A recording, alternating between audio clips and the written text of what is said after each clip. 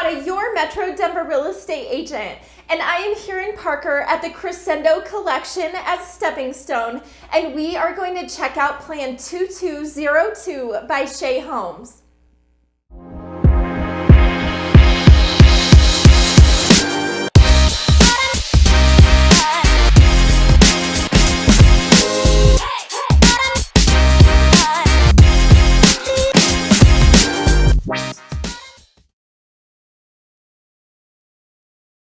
This is Plan 2202 by Shea Homes, and it's a 3-story single-family house that is alley-load and a 2-bay garage.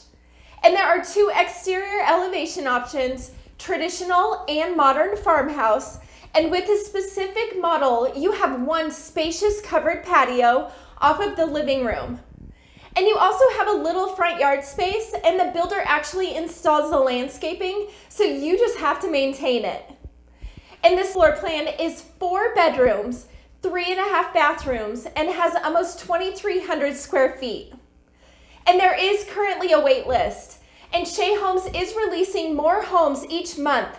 So if you are interested in this builder and this floor plan, reach out now and let's start the conversation of building your new home at Crescendo at Stepping Stone.